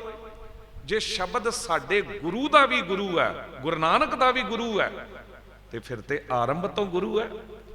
ਤੇ ਫਿਰ ਗੁਰੂ ਗ੍ਰੰਥ ਸਾਹਿਬ ਜੀ ਦਾ ਹੀ ਇਹ ਪਹਿਲਾ ਪ੍ਰਕਾਸ਼ ਗੁਰਪੁਰਬ ਹੈ। ਪਰ ਗੱਲ, ਜੇ ਸ਼ਬਦ ਸਾਡਾ ਗੁਰੂ ਹੈ, ਤੇ ਫਿਰ ਗੁਰੂ ਬਾਰੇ ਕੀ ਕਿਹਾ ਜਾਂਦਾ ਬੱਚਿਓ? ਗੁਰਦੇਵ ਮਾਤਾ, ਗੁਰਦੇਵ ਪਿਤਾ। ਗੁਰੂ ਹੀ ਮੇਰੀ ਮਾਤਾ ਹੈ, ਗੁਰੂ ਹੀ ਮੇਰਾ ਪਿਤਾ ਹੈ। ਹੁਣ ਸਾਡੇ 'ਚ ਕੁਝ ਮੇਰੇ ਤੋਂ ਵੱਡੇ ਬਜ਼ੁਰਗ ਵੀ ਬੈਠੇ ਹੋਣਗੇ। ਪਹਿਲਾਂ ਨਾ ਸਾਡੇ ਬਜ਼ੁਰਗ ਅਰਥ ਕੁਝ ਹੋਰ ਕਰ ਦਿੰਦੇ ਹੁੰਦੇ ਸੀ। ਸਾਡੇ ਦਾਦੇ ਕਹਿੰਦੇ ਹੁੰਦੇ ਸੀ ਕਿ ਬੱਚਿਓ ਤੁਹਾਨੂੰ ਪਤਾ ਨਹੀਂ ਗੁਰਬਾਣੀ ਕੀ ਕਹਿ ਰਹੀ ਹੈ? ਗੁਰਦੇਵ ਮਾਤਾ, ਗੁਰਦੇਵ ਪਿਤਾ। ਤੇ ਉਹ ਅਰਥ ਕਰਦੇ ਹੁੰਦੇ ਸਨ, ਮਾਤਾ ਹੀ ਗੁਰੂ ਹੈ, ਪਿਤਾ ਹੀ ਗੁਰੂ ਹੈ। ਜਿਹਨੇ ਮਾਂ-ਬਾਪ ਦਾ ਸਤਿਕਾਰ ਕਰ ਲਿਆ, ਗੁਰੂ ਦਾ ਨਾਮ ਹੀ ਕਰੇਗਾ ਤਾਂ ਚੱਲੇਗਾ। ਪਰ ਮਾਂ-ਬਾਪ, ਗੁਰਬਾਣੀ ਕਹਿ ਰਹੀ ਹੈ ਕਿ ਮਾਤਾ ਹੀ ਗੁਰੂ ਹੈ, ਪਿਤਾ ਹੀ ਗੁਰੂ ਹੈ। ਨਹੀਂ, ਅਰਥ ਇਹ ਨਹੀਂ ਨੇ। ਮਾਂ-ਬਾਪ ਸਤਿਕਾਰਯੋਗ ਹਨ। ਮਾਂ-ਬਾਪ ਦਾ ਦੇਣਾ ਬੱਚਾ ਜ਼ਿੰਦਗੀ ਪਰ ਨਹੀਂ ਦੇ ਸਕਦਾ। ਮਾਂ ਨੇ ਮੌਤ ਦੇ ਦਰਵਾਜ਼ੇ ਤੋਂ ਲੰਘ ਕੇ ਜਨਮ ਦਿੱਤਾ ਹੁੰਦਾ ਹੈ, ਰਾਤਾਂ ਜਾਗ ਜਾਗ ਕੇ ਪਾਲਿਆ ਪੋਸਿਆ ਹੁੰਦਾ ਹੈ, ਆਪਣੇ ਖੂਨ ਵਿੱਚੋਂ ਸਿੰਜਿਆ ਹੁੰਦਾ ਹੈ, ਸਾਰੇ ਘਰ ਨੂੰ ਭੋਜਨ ਕਰਾਉਂਦੀ, ਲੰਗਰ ਛਕਾਉਂਦੀ। ਜਦ ਆਪਣੀ ਥਾਲੀ ਲੈ ਕੇ ਬੈਠੀ ਤੇ ਹਾਲੇ ਬੁਰਕੀ ਤੋੜ ਕੇ ਮੂੰਹ 'ਚ ਪਾਈ ਹੈ, ਤੇ ਛੋਟੀ ਬੱਚੀ ਜਾਂ ਬੱਚਾ ਸਾਲ 2 ਸਾਲ ਦਾ 4 ਸਾਲ ਦਾ, ਉਹਨੇ ਗੰਦਗੀ ਕਰ ਦਿੱਤੀ, ਉਹਨੇ ਪੌਟੀ ਕਰ ਦਿੱਤੀ। ਹੁਣ ਕੀ ਕਰੇ? ਦੂਜੇ ਲੋਕ ਤੇ ਦੂਰ ਹਟ ਗਏ, ਪਰ ਮਾਂ ਮੂੰਹ 'ਚ ਬੁਰਕੀ ਥਾਲੀ ਛੱਡ ਦਿੱਤੀ। ਪਹਿਲਾਂ ਬੱਚੇ ਨੂੰ ਚੁੱਕਿਆ, ਜਾ ਕੇ ਉਹਦੀ ਗੰਦਗੀ ਧਵਾ ਰਹੀ ਹੈ ਤੇ ਨਾਲ ਉਹਦਾ ਮੂੰਹ ਚੁੰਮ ਰਹੀ ਹੈ। ਉਹਨੂੰ ਪਿਆਰ ਕਰੇ, ਉਹਨੂੰ ਘਿਰਣਾ ਨਹੀਂ ਆਉਂਦੀ, ਉਹਨੂੰ ਗਿਲਾਨੀ ਨਹੀਂ ਆਉਂਦੀ। ਇਹ ਐਸਾ ਸਾਡਾ ਸਭ ਦੇ ਨਾਲ ਹੋਇਆ। ਬਿਲਕੁਲ ਇਉਂ ਪਿਤਾ ਵੀ ਕਰਦਾ ਹੈ। ਜੇ ਮਾਂ ਬਿਮਾਰ ਹੋ ਜਾਵੇ ਜਾਂ ਮਾਂ ਮਾਰਕੀਟ ਗਈ ਹੋਵੇ, ਪਿਤਾ ਦੇ ਹਵਾਲੇ ਬੱਚੀ ਜਾਂ ਬੱਚਾ ਹੋਵੇ, ਉਦੋਂ ਗੰਦਗੀ ਕਰਦਾ ਵੇ, ਕੌਣ ਧਵਾਉਂਦਾ ਹੈ? ਪਿਤਾ। ਪਿਤਾ ਨੂੰ ਵੀ ਗਿਲਾਨੀ ਨਹੀਂ ਆਉਂਦੀ, ਪਿਤਾ ਨੂੰ ਵੀ ਘਿਰਣਾ ਨਹੀਂ ਆਉਂਦੀ। ਪਿਤਾ ਜੋ ਕੁਝ ਕਰਦਾ ਜ਼ਿੰਦਗੀ ਦੇ ਵਿੱਚ, ਜੋ ਮਾਂ ਕਰਦੀ ਹੈ, ਕੋਈ ਕਰ ਹੀ ਨਹੀਂ ਸਕਦਾ। ਮਾਂ-ਬਾਪ, ਬਿਮਾਰ ਤੇ ਲਾਚਾਰ, ਇਹ 3 ਐਸੀ ਸ਼ਖਸੀਅਤਾਂ ਨੇ ਜਿਨ੍ਹਾਂ ਦੀ ਦੁਆ ਵੀ ਸਿੱਧਾ ਅਸਰ ਕਰਦੀ ਹੈ, ਬਦਦੁਆ ਵੀ। ਇਹ ਵੱਖਰੀ ਗੱਲ ਹੈ ਕਿ ਮਾਂ-ਬਾਪ ਕਦੀ ਬਦਦੁਆ ਨਹੀਂ ਦਿੰਦੇ, ਗੁੱਸੇ ਵਿੱਚ ਵੀ ਉਹਨਾਂ ਦੀ ਦੁਆਵਾਂ ਹੀ ਹੁੰਦੀਆਂ ਨੇ। ਪਰ ਕਈ ਵਾਰੀ ਬੱਚੇ ਇਤਨਾ ਸਤਾ ਦਿੰਦੇ ਨੇ, ਇਤਨੇ ਨਾਲਾਇਕ ਹੋ ਜਾਂਦੇ ਨੇ ਕਿ ਫਿਰ ਬਦਦੁਆ ਵੀ ਨਿਕਲ ਜਾਂਦੀ ਹੈ।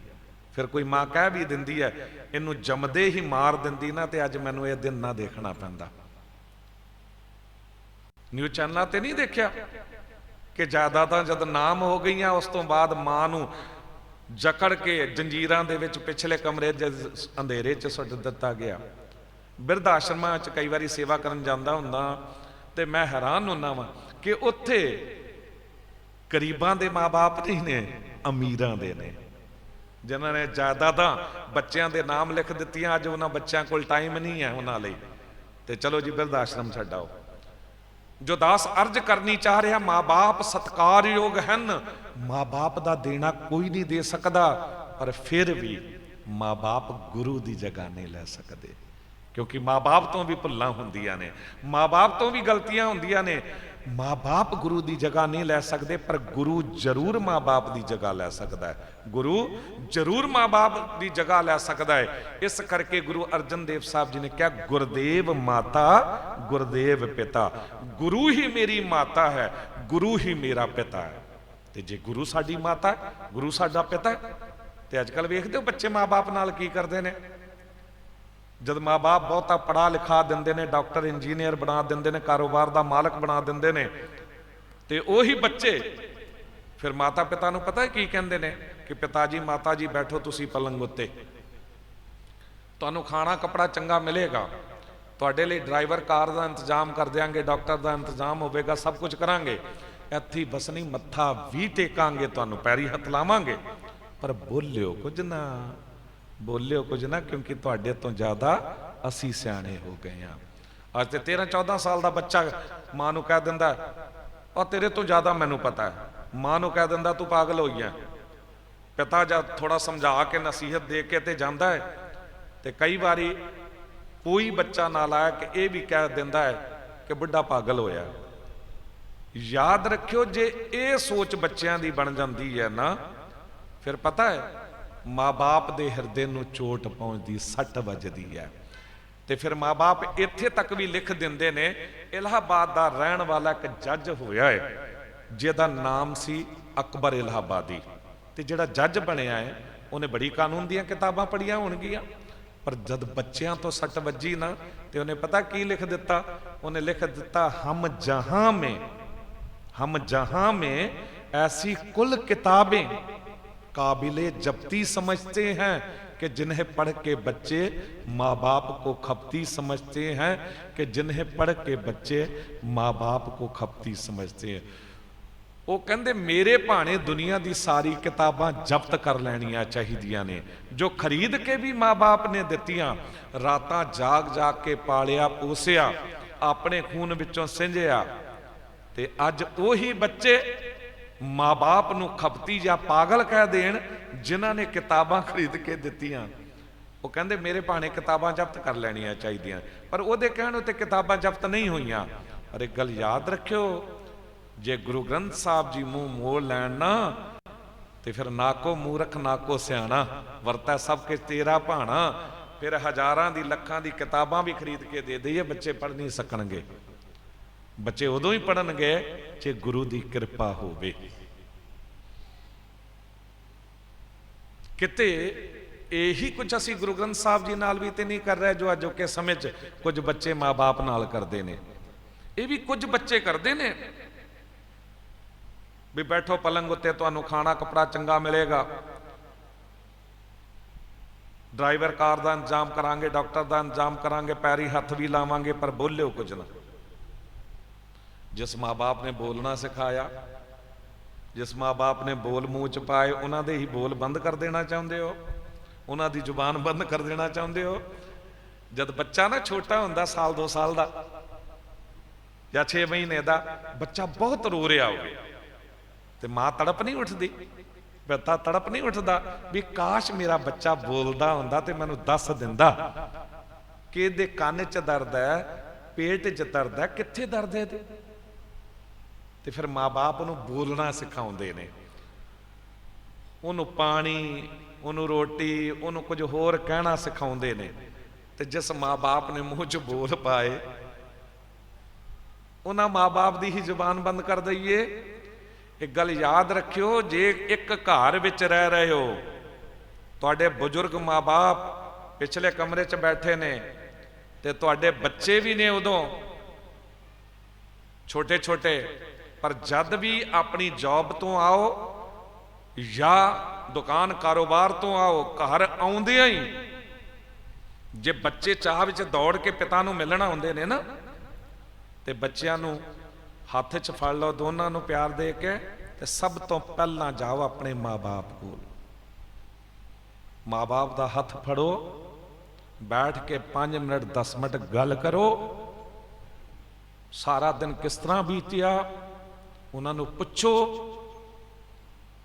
ते वो जो तुसी 5-10 मिनट टाइम दोगे, सब तो पहला माँ बाप को जाओगे ना, इतनियां दुआवां लै लोगे, क्योंकि माँ बाप बीमार ते लाचार, इन्हां दी दुआ भी सदा असर करदी है ते बददुआ भी। ते जद माँ बाप बुजुर्ग हो जाते हैं ना, उदों फिर तिन्ने शख्सियतां कट्ठियां हुंदियां ने। माँ बाप ते हन, हुण बुजुर्ग हो गए ने ते बीमार भी रहणगे ते लाचार भी हुंदे ने। उदों जद दुआवां लैंदे हो ते सब। दूजी गल, तुसी अपने लिए बीज पा रहे हुंदे हो। इस गल नूं थोड़ा चंगी तरह पकड़ लेना। तुसी माँ बाप नूं सत्कार दे के ते सत्कार दा एक खजाना अपने लिए तैयार कर रहे हो, क्योंकि तुहाडे बच्चे देख रहे ने। एक घटना तुहाडे नाल साझी करके अगे वधां, सच्ची घटना। एक ना घर दे विच बुजुर्ग सहुरा सी, जो हर वेले अपनी नूंह नाल कलेश पाई रखदा सी, कुछ भी बोलदा सी, क्योंकि गुरु तो टुटिया होया सी। जिहड़े गुरु तो टुटे बुढ़े हुंदे ने ना, उन्हां दी हौमे शिखर नूं छू रही हुंदी है। पर जिहड़े गुरु नाल टुटे जुड़े हुंदे ने, वो तो बुढ़े हुंदे ही नहीं। गुरमुख बुढ़े कदे ना ही जिन्हां अंतर सुरत ज्ञान। वो गुरु तो टुटिया होया सी ते बड़ा बोल कबोल बोलदा सी।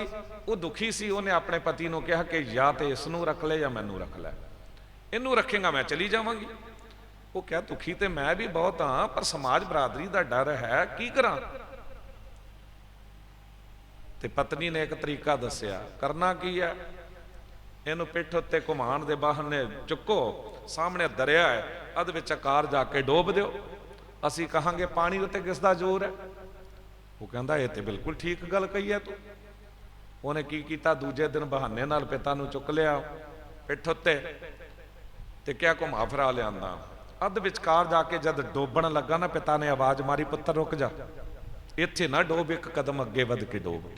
वो हैरान होया, तैनूं पता लग गया मैनूं भी डोबना आया? कहंदे हाँ मैनूं पता लग गया। तो जे पता लग ही गया तो इत्थे डोबां या एक कदम अगे वध के डोबां, की फर्क पैना है? पिता ने कहा नहीं, फर्क बहुत पैना है। अपने बचपन की गल चेते कर, तेरी मां दे कहण उत्ते मैं अपने पिता नूं इत्थे ही डोबिया सी, ते तू सब कुछ वेख रहा सी घर विच। अज तू मैनू डोबण तो गुरेज नहीं कर रहा, ते अगे तेरा पुत्र तेरी औलाद भी वेख रही है। तू एक कदम अगे वध के मैनू डोब, ते वो तैनू एक कदम होर अगे वध के डोबणगे। जदां बच्चे नू कोई गल चेते करवाओ ते चलचित्र वांग सारी गल ना एकदम उन्होंने याद आ जाती है। वो सारी गल याद आ गई, है ये तो होया सी, मैं भुला बैठा सी। अंदर तक कंब गया, वापस लै आया। जद आके अपनी पत्नी नू दसिया कि कुछ साडे नाल भी होवेगा, वो भी अंदर तक कंब गई, है साडे नाल भी इवें होवेगा। उन्हें अपना मन बदल लिया। उन्हें कहा ठीक है जी, भावें रोज जो मर्जी बोली जावे, मैं कानी नहीं धरना, ना बहस करनी इहदे नाल, मैं अपनी सेवा करी जावांगी, इहदी मर्जी है, बोली जावे। हुण जब सामने तो जवाब ही ना मिलिया, 10 दिन 15 दिन महीना, जब सामने तो जवाब ही नहीं मिलता, अगले का भी सुभाव बदल गया। हुण गल पकड़ च की आई कि जो तुसी अपने माँ बाप नाल करोगे, वो आउण वाले टाइम विच तुहाडे नाल होवेगा। इस करके मैं तो आनंद कारज वेले एक गल कहंदा हुंदा कि जिस दिन नूह आवे ना, ते सियाणी सस ते सियाणा सहुरा पता की करेगा उसे दिन तो?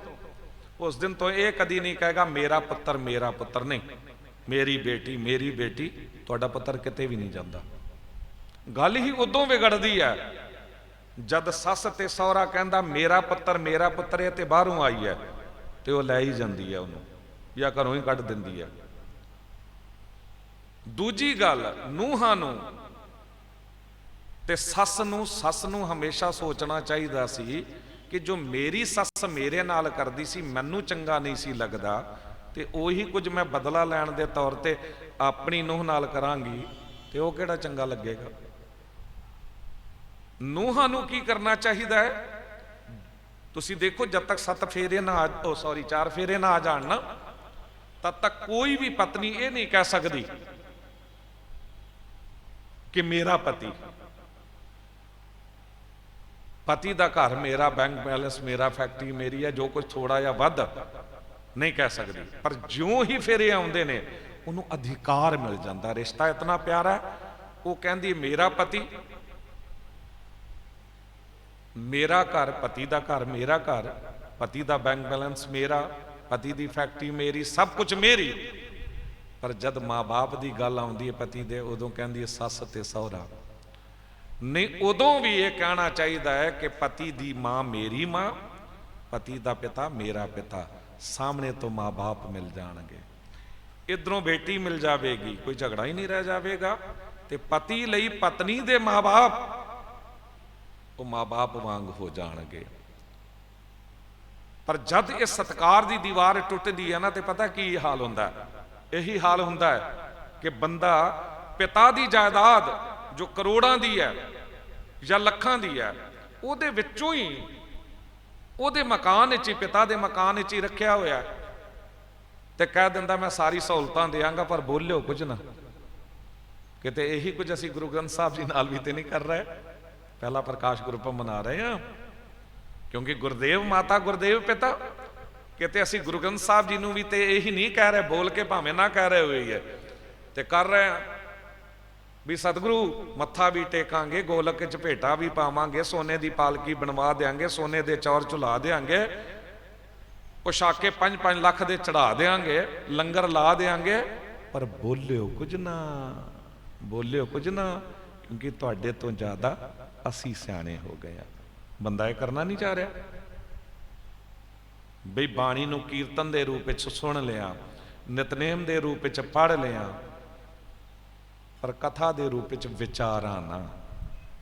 ਕਿਉਂਕਿ ਜੇ ਕਿਤੇ ਵਿਚਾਰ ਸੁਣੇ ਤੇ ਫਿਰ ਮੰਨਣੇ ਪੈਣਗੇ।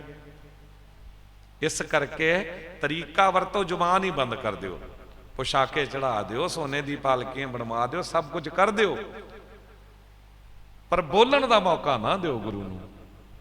ਤੇ ਫਿਰ ਗੁਰੂ ਤੇ ਕਹਿੰਦਾ ਹੈ ਸਤਿਗੁਰ ਨੂੰ ਸਭ ਕੋ ਵੇਖਦਾ, ਜੇਤਾ ਜਗਤ ਸੰਸਾਰ। ਸਾਰਾ ਸੰਸਾਰ ਆ ਕੇ ਵੇਖ ਲਵੇ, ਜੀਵਨ ਨੂੰ ਸਫਲਤਾ ਥੋੜਾ। ਡਿਠੈ ਮੁਕਤ ਨਾ ਹੋਵੇ ਜਚਰ, ਸ਼ਬਦ ਨਾ ਕਰੇ ਵਿਚਾਰ। ਜਦ ਤੱਕ ਸ਼ਬਦ ਦੀ ਵਿਚਾਰ ਪੱਲੇ ਨਹੀਂ ਪੈਂਦੀ ਨਾ, ਤਦ ਤੱਕ ਜੀਵਨ ਨੂੰ ਕੋਈ ਸਫਲਤਾ ਨਹੀਂ। ਸ਼ਬਦ ਦੀ ਵਿਚਾਰ ਕੀ ਹੈ ਬੱਚਿਓ? ਤੁਹਾਨੂੰ ਕੀ ਪਤਾ ਲੱਗੇਗਾ ਸ਼ਬਦ ਦੀ ਵਿਚਾਰ ਨਾਲ? ਸ਼ਬਦ ਦੀ ਵਿਚਾਰ ਇਹ ਦੱਸਦੀ ਹੈ ਸਾਨੂੰ ਕਿ ਗੁਰੂ ਗ੍ਰੰਥ ਸਾਹਿਬ ਜੀ ਨਾ ਇਤਿਹਾਸਕ ਗ੍ਰੰਥ ਨੇ, ਨਾ ਮਿਥਿਹਾਸਕ ਗ੍ਰੰਥ ਨੇ। ਗੁਰੂ ਗ੍ਰੰਥ ਸਾਹਿਬ ਜੀ ਇੱਕ ਅਧਿਆਤਮਕ ਗ੍ਰੰਥ ਨੇ, ਇੱਕ ਰੱਬੀ ਗ੍ਰੰਥ ਨੇ। ਇਤਿਹਾਸਕ ਗ੍ਰੰਥ ਕਿਹੜੇ ਨੇ? ਤੁਸੀਂ ਵੇਖ ਲਓ, ਰਾਮਾਇਣ ਦੇ ਵਿੱਚ ਸ੍ਰੀ ਰਾਮਚੰਦਰ ਜੀ ਦਾ ਇਤਿਹਾਸ ਲਿਖਿਆ ਹੋਇਆ ਹੈ। ਮਹਾਭਾਰਤ ਦੇ ਯੁੱਧ ਦਾ ਹਾਲ ਮਹਾਭਾਰਤ ਗ੍ਰੰਥ ਦੇ ਵਿੱਚ ਲਿਖਿਆ ਹੋਇਆ ਹੈ। ਇਸੇ ਤਰ੍ਹਾਂ ਦੁਨੀਆ ਦੇ ਵਿੱਚ ਕਈ ਗ੍ਰੰਥ ਨੇ ਜੋ ਇਤਿਹਾਸਕ ਨੇ। ਇੱਕ ਗ੍ਰੰਥ ਦੇ ਵਿੱਚ ਮਿੱਥ ਕੇ ਗੱਲ ਲਿਖੀ ਗਈ ਹੈ, ਕੁਝ ਗ੍ਰੰਥ ਮਿਥਿਹਾਸਕ ਵੀ ਨੇ ਜਿਨ੍ਹਾਂ 'ਚ ਮਿਥਿਹਾਸ ਦਰਜ ਹੈ। ਇੱਕ ਗ੍ਰੰਥ 'ਚ ਲਿਖਿਆ ਹੋਇਆ ਧਰਤੀ ਚਪਟੀ ਹੈ ਤੇ ਰੁਕੀ ਹੋਈ ਹੈ। ਤੇ ਸੰਸਾਰ ਪ੍ਰਸਿੱਧ ਸਾਇੰਟਿਸਟ ਗੈਲੀਲੀਓ ਨੇ ਜਦ ਪਹਿਲੀ ਵਾਰੀ ਇਹ ਗੱਲ ਕਹੀ ਨਾ ਕਿ ਪ੍ਰਥਵੀ ਗੋਲ ਹੈ ਤੇ ਘੁੰਮ ਰਹੀ ਹੈ, ਤੇ ਉਹਨੂੰ ਪਕੜ ਕੇ ਜੇਲ੍ਹ 'ਚ ਪਾ ਦਿੱਤਾ ਗਿਆ। ਉਹਨੂੰ ਉਦੋਂ ਵਿਦੇਸ਼ਾਂ ਦੇ ਵਿੱਚ ਬੜਾ ਸਤਾਇਆ ਗਿਆ। ਉਹਨੂੰ ਕਿਹਾ ਤੇਰੇ ਕਹੇ ਹੋਏ ਬੋਲ ਸਾਡੇ ਗ੍ਰੰਥ ਦੇ ਬੋਲ ਉੱਤੇ ਪੂਰੇ ਨਹੀਂ ਉਤਰਦੇ। ਪਰ ਗੈਲੀਲੀਓ ਕਹਿੰਦਾ ਮੈਂ ਕੀ ਕਰਾਂ, ਮੈਂ ਤੇ ਸੱਚ ਵੇਖ ਲਿਆ। ਉਦੋਂ ਕਿਸੇ ਨੇ ਨਹੀਂ ਮੰਨਿਆ, ਪਰ ਅੱਜ ਮੰਨਣਾ ਪੈ ਗਿਆ। ਅਜੇ ਸਕੂਲ ਕਾਲਜਾਂ ਦੇ ਵਿੱਚ ਸਾਡੇ ਬੱਚੇ ਪੜ੍ਹ ਰਹੇ ਨੇ ਕਿ ਪ੍ਰਥਵੀ ਗੋਲ ਹੈ ਤੇ ਘੁੰਮ ਰਹੀ ਹੈ, ਪੂਰੀ ਦੁਨੀਆ ਦੇ ਬੱਚੇ ਪੜ੍ਹ ਰਹੇ ਨੇ। ਤੇ ਇਸ ਦਾ ਮਤਲਬ ਕਿ ਉੱਥੇ ਮਿੱਥ ਕੇ ਗੱਲ ਲਿਖੀ ਗਈ ਸੀ ਜੋ ਝੂਠ ਸਾਬਤ ਹੋ ਗਈ। ਇੱਕ ਗੱਲ ਹੋਰ ਯਾਦ ਰੱਖਣਾ, ਦੁਨੀਆ ਦਾ ਕੋਈ ਵੀ ਗ੍ਰੰਥ ਮਾੜਾ ਨਹੀਂ ਹੈ, ਨਾ ਹੀ ਘੱਟ ਹੈ। ਸਾਰੇ ਗ੍ਰੰਥ ਸਤਿਕਾਰਯੋਗ ਨੇ। ਪਰ ਹੋਇਆ ਕੀ हर धर्म का अवतारी पुरुष महान, पर जिन्हां ने अपने सामने अपने उपदेशों को नहीं लिखवाया ना, उस तो बाद लिखिया गया ते लिखण वाले दी मत ने उहदे च रला कर दिया, मिलावट कर दी। रूहे जमी ते गुरु ग्रंथ साहब जी इक्को एक ऐसे ग्रंथ ने कि जिन्हां गुरुआं ने बाणी उचारण की, उन्होंने आप अपने सामने लिखवाया। ते गुरु ग्रंथ साहब जी ना इतिहासक ग्रंथ ने ना मिथिहासक, गुरु ग्रंथ साहब जी अध्यात्मक ग्रंथ ने। गुरु ग्रंथ साहब जी च भावें कबीर साहब जी बोल रहे ने जुलाहे, भावें नामदेव जी छींबे बोल रहे ने, भावें सैन जी नाई बोल रहे ने, भावें सधना जी कसाई बोल रहे ने, भावें नामदेव जी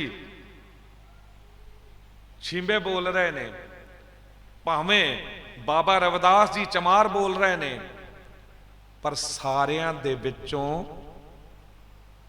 राम बोल रहा है, अल्लाह खुदा बोल रहा, मालक वाहिगुरू बोल रहा है, जो सृष्टि च रम्या होया राम बोल रहा है।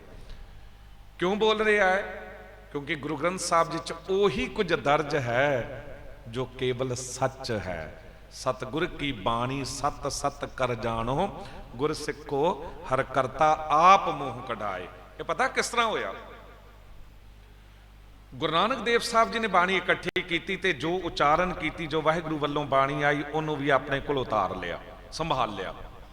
वो बाणी दे दी गुरु अंगद देव साहब जी को। गुरु अंगद देव साहब जी ने वो बाणी संभाली ते जो श्लोक उचारण किए सतगुरु ने वो भी दर्ज करके वो सारी बाणी दे दी गुरु अमरदास साहब जी को।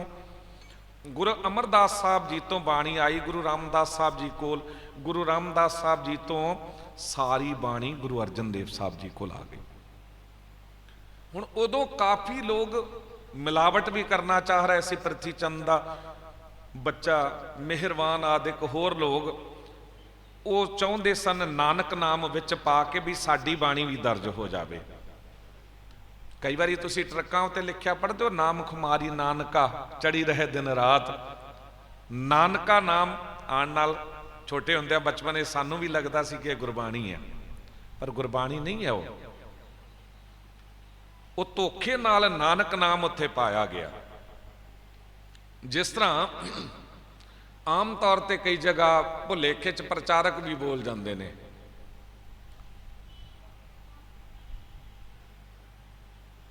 पढ़ते ने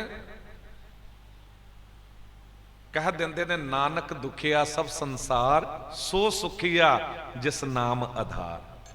ये सो सुखिया जिस नाम आधार ये झूठी बाणी है, ये नाल तुक जोड़ी गई है।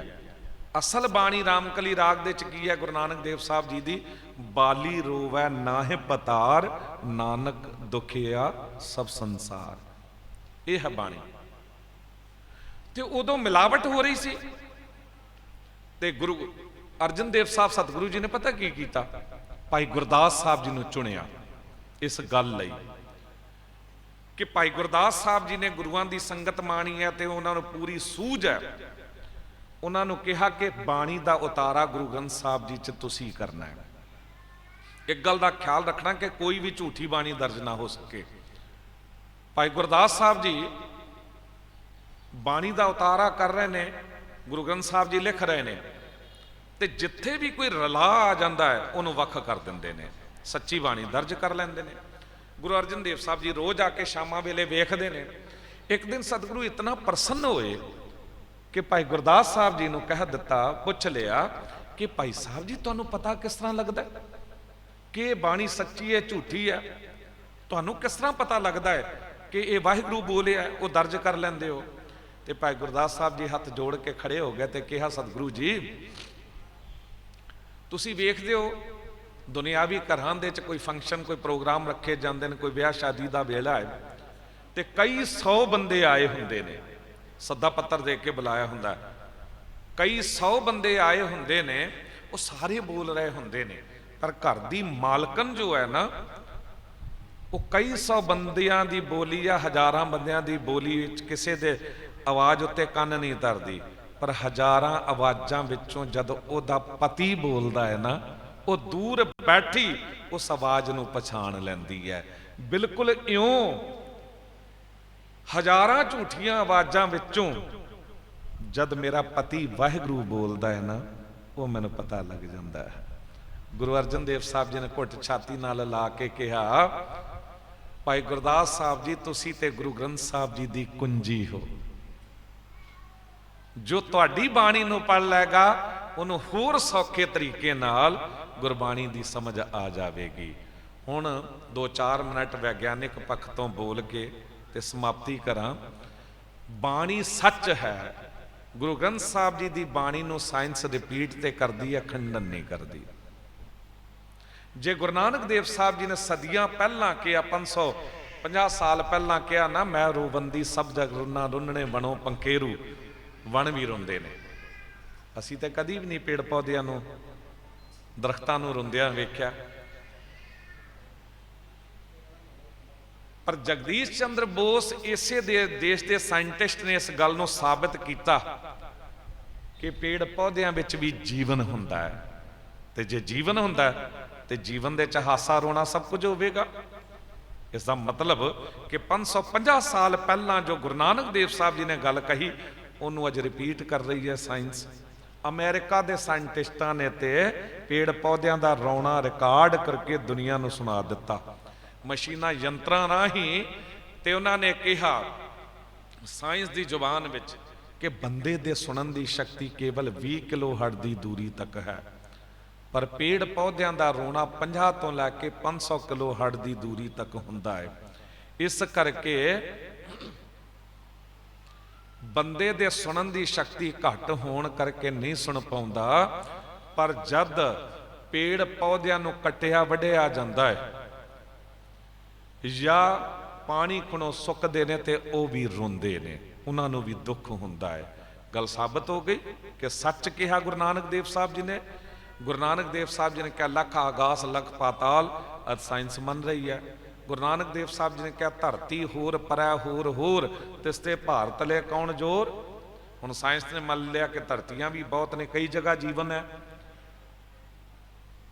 ਇੱਥੇ ਬਸ ਨਹੀਂ, ਅੱਜ ਡਾਕਟਰ ਲੋਇਨ ਵਾਟਸਨ ਆਪਣੀ ਪੁਸਤਕ ਲਾਈਫ ਟਾਈਮ ਦੇ ਵਿੱਚ ਲਿਖ ਰਿਹਾ ਹੈ ਕਿ ਬੰਦੇ ਦੇ ਅੰਦਰ ਦੀ ਹਾਲਤ ਤੇ ਸਮੁੰਦਰ ਦੀ ਹਾਲਤ ਇੱਕੋ ਜਿਹੀ ਹੈ। ਜੋ ਕੁਝ ਉਹ ਲਿਖ ਰਿਹਾ, ਐਗਜ਼ਾਮਪਲ ਦੇ ਕੇ, ਉਦਾਹਰਣ ਦੇ ਕੇ, ਗੁਰੂ ਗ੍ਰੰਥ ਸਾਹਿਬ ਜੀ ਤੇ ਪਹਿਲਾਂ ਤੋਂ ਲਿਖਿਆ। ਸਮੁੰਦ ਵਿਰੋਲ ਸ਼ਰੀਰ ਹਮ ਦੇਖਿਆ, ਇੱਕ ਵਸਤ ਅਨੂਪ ਦਿਖਾਈ, ਗੁਰੂ ਰਾਮਦਾਸ ਸਾਹਿਬ ਜੀ ਨੇ ਕਹਿ ਦਿੱਤਾ। ਇਹ ਪਰਮਾਣੂ ਸ਼ਕਤੀ, ਐਟਾਮਿਕ ਸ਼ਕਤੀ, ਇਹ ਪਲੇਨ ਰਾਕਟ ਅੱਜ ਆਪਾਂ ਵੇਖ ਰਹੇ ਹਾਂ, ਪਰ ਗੁਰੂ ਗ੍ਰੰਥ ਸਾਹਿਬ ਜੀ ਦੀ ਸੰਪਾਦਨਾ 400 ਸਾਲ ਪਹਿਲਾਂ ਹੋਈ, ਉਦੋਂ ਦਰਜ ਕਰ ਦਿੱਤਾ। ਬਾਣੀ ਗਾਥਾ ਪੜ੍ਹ ਕੇ ਵੇਖੋ, ਪਰਮਾਣੂ ਪਰਜੰਤ ਆਕਾਸ਼ਾਂ ਦੀਪ ਲੋ ਸਖੰਡਣੈ, ਗਛੈਣ ਨੈਣ ਭਾਰੇਣ ਬਿਨਾ ਸਾਧੂ ਨਾ ਸਿੱਧਿਅਤੇ। ਗੁਰੂ ਅਰਜਨ ਦੇਵ ਸਾਹਿਬ ਜੀ ਨੇ ਕਿਹਾ ਕਿ ਉਹ ਟਾਈਮ ਆਵੇਗਾ ਕਿ ਬੰਦਾ ਇਤਨਾ ਸਿਆਣਾ ਚਲਾਕ ਹੋ ਜਾਵੇਗਾ ਕਿ ਕੁਝ ਪਲ ਦੇ ਚ ਧਰਤੀ ਨੂੰ ਛੱਡ ਪੁਲਾੜ ਪਾੜ ਆਕਾਸ਼ ਚ ਉਡਾਰੀਆਂ ਮਾਰ ਕੇ ਫਿਰ ਧਰਤੀ ਤੇ ਆ ਜਾਵੇਗਾ, ਪਰ ਇਹਨੂੰ ਸ਼ਾਂਤੀ ਤਦ ਤੱਕ ਨਹੀਂ ਮਿਲੇਗੀ ਜਦ ਤੱਕ ਕਿ ਗੁਰੂ ਸਾਧੂ ਦੀ ਸੇਵਾ ਚ ਆ ਕੇ ਵਾਹਿਗੁਰੂ ਦਾ ਨਾਮ ਨਹੀਂ ਜਪਦਾ। ਦੇਖਦੇ ਹੋ ਵੱਡੇ ਵੱਡੇ ਸਾਇੰਟਿਸਟ ਕਈ ਵਾਰੀ ਆਤਮ ਹੱਤਿਆ ਕਰਕੇ ਮਰ ਜਾਂਦੇ ਨੇ। ਖੋਜ ਤੇ ਰਿਸਰਚ ਤਾਂ ਕਰਕੇ ਕਈ ਪ੍ਰਯੋਗ ਕਰ ਲੈ, ਪਰ ਆਪਣੇ ਅੰਦਰ ਨੂੰ ਨਹੀਂ ਖੋਜ ਸਕੇ। ਗੱਲ ਸਾਬਤ ਹੋ ਗਈ ਕਿ ਗੁਰੂ ਅਰਜਨ ਦੇਵ ਸਾਹਿਬ ਜੀ ਨੇ ਜੋ ਲਿਖਿਆ ਸੀ ਬਿਲਕੁਲ ਸੱਚ ਹੈ। ਇੱਥੇ ਹੀ ਬਸ ਨਹੀਂ, ਅੱਜ ਸਾਇੰਟਿਸਟ ਕਹਿ ਰਹੇ ਨੇ ਕਿ ਸੂਰਜ ਘਟ ਰਿਹਾ, ਚੰਦਰਮਾ ਘਟ ਰਿਹਾ ਹੈ ਤੇ ਧਰਤੀ ਵੀ ਸੁੰਗੜ ਰਹੀ ਹੈ। ਤੁਸੀਂ ਹੈਰਾਨ ਹੋਵੋਗੇ ਪੜ੍ਹ ਕੇ ਵੇਖੋ, ਸ਼ਲੋਕ ਸੰਸਕ੍ਰਿਤੀ 400 ਸਾਲ ਪਹਿਲਾਂ ਗੁਰੂ ਅਰਜਨ ਦੇਵ ਸਾਹਿਬ ਜੀ ਲਿਖ ਗਏ ਨੇ, ਘਟੰਤ ਰਵ ਸਸ, ਰਵ ਸਸ ਸੂਰਜ ਤੇ ਚੰਦਰਮਾ, ਨਖਤਰ ਤਾਰੇ, ਗਗਨੰ ਆਕਾਸ਼, ਕਹਿੰਦੇ ਘਟ ਰਹੇ ਨੇ। ਘਟੰਤ ਰੂਪੰ, ਘਟੰਤ ਦੀਪੰ, ਘਟੰਤ ਬਸੁਦਾ, ਧਰਤੀ ਵੀ ਸੁੰਗੜ ਰਹੀ ਹੈ। ਲਲਨਾ ਸੁਤ ਭਰਾਤ ਹੀਤੰ, ਲਲਨਾ ਪਤਨੀ, ਸੁਤ ਬੇਟਾ, ਭਰਾਤ ਭਰਾ। ਉਮਰ ਦੇ ਇੱਕ ਪੜਾਅ ਤੇ ਜਾ ਕੇ ਬੰਦਾ ਘਟਦਾ ਹੈ ਨਾ, ਅੱਖਾਂ ਦੀ ਰੌਸ਼ਨੀ ਘਟਦੀ ਹੈ, ਸੁਣਨ ਦੀ ਸ਼ਕਤੀ ਘਟਦੀ ਹੈ, ਲੱਤਾਂ ਬਾਹਾਂ ਦੀ ਤਾਕਤ ਘਟਦੀ ਹੈ। ਚੱਬਣ ਚੱਲਣ ਰਤਨ ਸੇ ਸੁਨੀਅਰ ਬਹਿ ਗਏ, ਏੜੇ ਮੁੱਤੀ ਤਾ ਸੇ ਜਾਨੀ ਚਲ ਗਏ। ਚੱਬਣ ਦੰਦ ਇਹ ਕਿਸ ਜਾਂਦੇ ਨੇ ਬੁਢਾਪੇ 'ਚ ਜਾ ਕੇ। ਚੱਲਣ ਇਹ ਪੈਰ ਵੀ ਤੁਰਨ ਤੋਂ ਇੱਕ ਵਾਰੀ ਰਹਿ ਜਾਂਦੇ ਨੇ, ਰਤਨ ਅੱਖਾਂ ਵੀ ਵੇਖਣ ਤੋਂ ਰੌਸ਼ਨੀ ਘਟ ਜਾਂਦੀ ਹੈ ਬੰਦੇ ਦੀ, ਸੇ ਸੁਨੀਅਰ ਬਹਿ ਗਏ, ਕੰਨਾਂ ਤੋਂ ਸੁਣਨ ਦੀ ਸ਼ਕਤੀ ਘਟ ਜਾਂਦੀ ਹੈ। ਤੇ ਸਰੀਰ ਨੇ ਇੱਕ ਧਾਹ ਮਾਰੀ ਕਿ ਮੈਨੂੰ ਜਿਸ ਉੱਤੇ ਮਾਣ ਸੀ ਉਹ ਸੱਜਣ ਹੀ ਚਲੇ ਗਏ ਨੇ। ਭਾਈ ਸਾਹਿਬ ਕੀਰਤਨ ਕਰਨਾ ਨਾ ਤੁਸੀਂ? ਹਾਂ ਆ ਚੁੱਕੇ ਨੇ। ਮੈਂ ਨਾ ਖਿਮਾ ਦਾ ਜਾਚਕ ਹੋਵਾਂਗਾ, ਭਾਵੇਂ 12:30 ਤੱਕ ਦਾ ਟਾਈਮ ਲਿਖਿਆ ਹੈ, ਮੈਨੂੰ ਨਾ ਥਕਾਵਟ ਬਹੁਤ ਹੈ, ਪ੍ਰੋਗਰਾਮ ਬਹੁਤ ਨੇ, ਤੇ ਗੁਰੂ ਕਿਰਪਾ ਕਰੇ ਅਖੀਰਲੀ ਗੱਲ ਕਹਿ ਕੇ ਸਮਾਪਤੀ ਕਰਾਂ ਕਿ ਸਰੀਰ ਦੇ ਸਾਰੇ ਅੰਗ ਘਟਦੇ ਨੇ, ਸਭ ਕੁਝ ਘਟ ਰਿਹਾ। ਜੇ ਸਾਇੰਸ ਅੱਜ ਕਹਿ ਰਹੀ ਧਰਤੀ ਵੀ ਸੁੰਗੜ ਰਹੀ ਹੈ, ਤੇ ਗੁਰੂ ਅਰਜਨ ਦੇਵ ਸਾਹਿਬ ਜੀ 400 ਸਾਲ ਪਹਿਲਾਂ ਕਹਿ ਗਏ ਨੇ। ਇਸ ਦਾ ਮਤਲਬ ਗੁਰੂ ਗ੍ਰੰਥ ਸਾਹਿਬ ਜੀ 'ਚ ਜੋ ਕੁਝ ਲਿਖਿਆ ਹੈ ਕੇਵਲ ਸੱਚ ਹੈ। ਸਾਇੰਸ ਵੀ ਰਿਪੀਟ ਤੇ ਕਰਦੀ ਹੈ, ਖੰਡਨ ਨਹੀਂ ਕਰਦੀ। ਉਮਰ ਦੇ ਇੱਕ ਪੜਾਅ ਤੇ ਜਾ ਕੇ ਬੰਦਾ ਘਟਦਾ ਹੈ, ਪਰ ਗੁਰਬਾਣੀ ਇਸ ਤੋਂ ਵੀ ਅੱਗੇ ਜਾਂਦੀ ਹੈ। ਕਹਿੰਦੇ ਨਹੀਂ, ਜਿਸ ਦਿਨ ਤੋਂ ਪੈਦਾ ਹੋਇਆ ਉਸੇ ਦਿਨ ਤੋਂ ਘਟ ਰਿਹਾ ਹੈ। ਕਬੀਰ ਸਾਹਿਬ ਜੀ ਕਹਿੰਦੇ ਜਨਨੀ ਜਾਣੈ ਸੁਤ ਬੜਾ ਹੋਤ ਹੈ, ਇਤਨਾ ਕ ਨਾ ਜਾਣੈ ਦਿਨ ਦਿਨ ਆਉਤ ਘਟਤ ਹੈ। ਸੁਤ ਸ਼ਬਦ ਸਾਂਝਾ ਵਰਤਿਆ। ਸੁਤ ਦਾ ਸ਼ਬਦ ਇਹ ਨਾ ਸਮਝ ਲਿਆ ਕਰੋ ਕਿ ਪੁੱਤਰ ਹੀ ਗੁਰੂ ਮੰਗ ਰਿਹਾ ਜਾਂ ਪੁੱਤਰ ਹੀ ਕਹਿ ਰਿਹਾ, ਬੇਟੀਆਂ ਨੂੰ ਕੁਛ ਨਹੀਂ।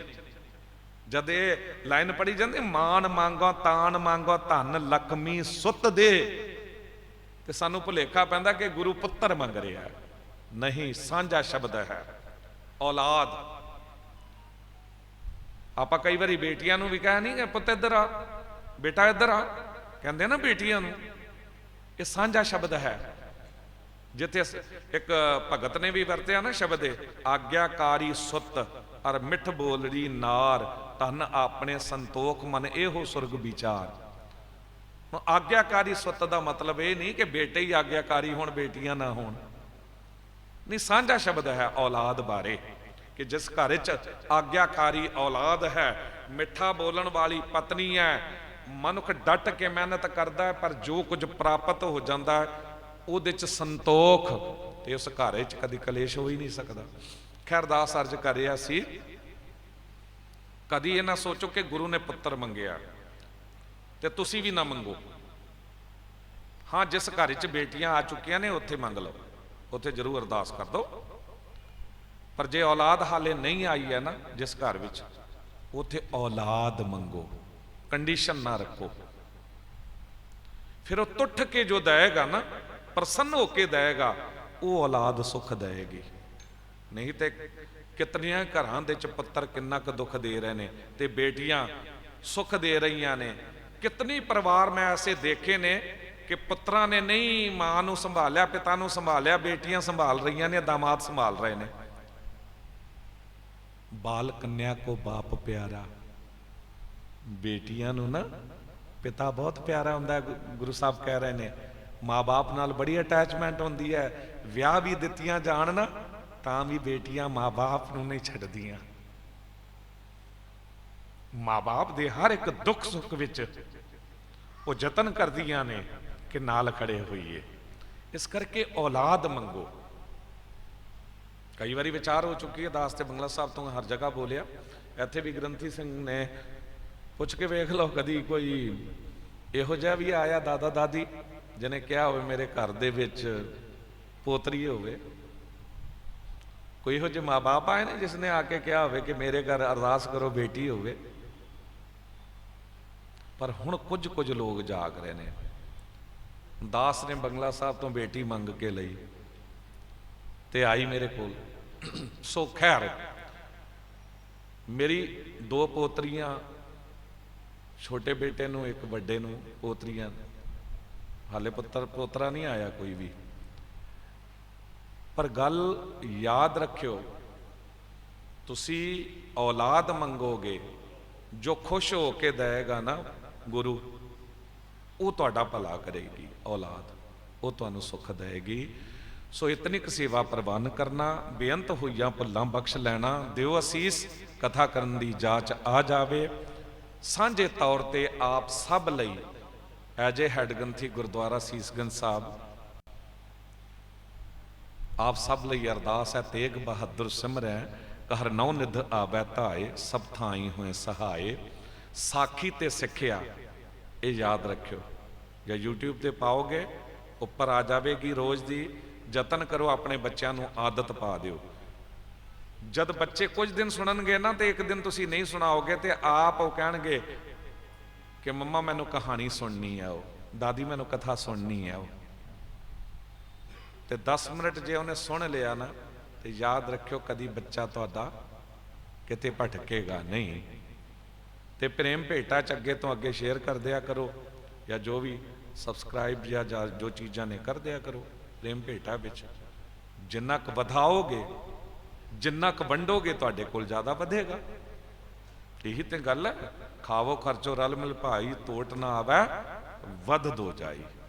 ਸੋ ਧੰਨਵਾਦੀ ਹਾਂ ਮੁੱਖ ਸੇਵਾਦਾਰ ਸਰਦਾਰ ਸਵਰਨ ਸਿੰਘ ਸੇਠੀ ਉਹਨਾਂ ਦਾ, ਉਹਨਾਂ ਦੀ ਸਾਰੀ ਟੀਮ ਦਾ, ਆਪ ਗੁਰੂ ਕੀ ਸਾਧ ਸੰਗਤ ਦਾ। ਸਭ ਤੋਂ ਵੱਧ ਧੰਨਵਾਦੀ ਹਾਂ ਗੁਰੂ ਗ੍ਰੰਥ ਸਾਹਿਬ ਜੀ ਦਾ, ਵਾਹਿਗੁਰੂ ਜੀ ਦਾ। ਹਾਂ ਮੂਰਖ ਕਾਰੇ ਲਾਇਆ ਹਮ ਕੂਕਰ ਤੇਰੇ ਦਰਬਾਰ, ਭੌਂਕੇ ਆਗੇ ਬਦਨ ਪਸਾਰ, ਇਤੇ ਕੂਕਰ ਹੋ ਬੇਗਾਨਾ ਭੌਂਕਾਂ ਇਸ ਤੰਤਾਈ।